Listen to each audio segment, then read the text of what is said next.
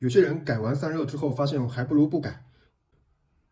这边是我之前很早之前买的 R30BE，然后这边是安博通的 ASR3000。我们先看一下环境温度吧。小米温度计显示桌面温度是20度，然后我们用这个东西对着桌面，显示是21度、21.3度，基本上是和它是吻合的，有1度的差距。然后我们看一下这两个路由器的温度分布，基本上就和主板的形态差不多。最高温是28度，这是顶盖的温度，它这个顶盖是没有开孔的，所以温度是稍微比较集中一点。然后这边温度是28度，它的热量都出来了。这边是再看一下，这边是28.5，两个差不多，两个差不多。然后这边我就感觉更红一点了，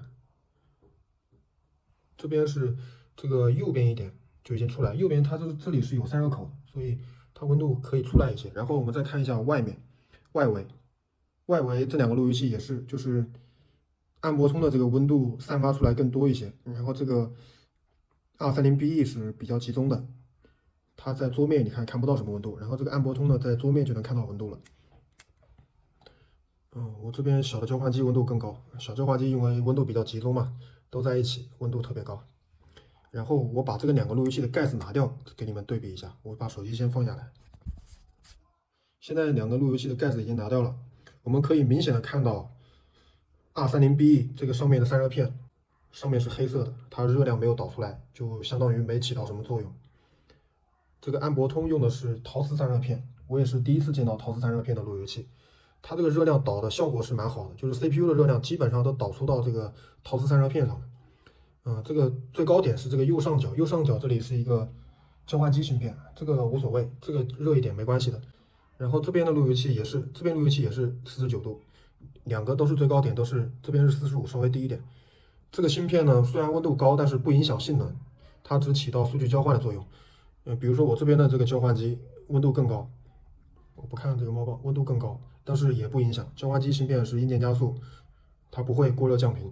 如果不看那个交换机芯片的话，ASR3000的温度最高点其实是这个 WiFi 芯片，WiFi 芯片是45度。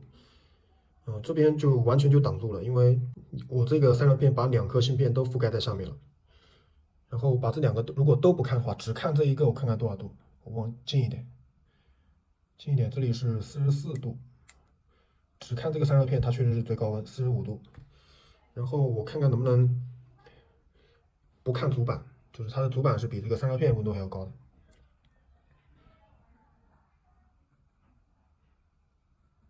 不看主板是30度，30度，这个东西是低于我体温的。我把手指给你们看一下，你看颜色就知道了。这是我的手指，手指都是红色的，这个反而是黑色的，这温度真的太低了。这散热片因为要固定，下面加的是导热胶，我以为它的导热性能还行，但实际上效果并不好。所以如果原厂的散热片还行的话，大家没必要折腾换散热片。然后我们看一下路由器后台吧，就是刚刚这个是多少度？再看一眼，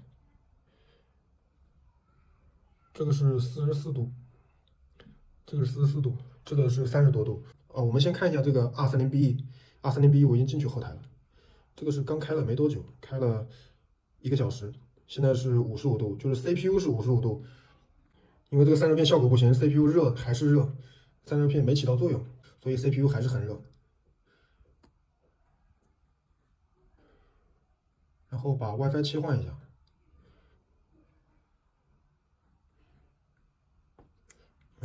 切换到这个 ASR3000。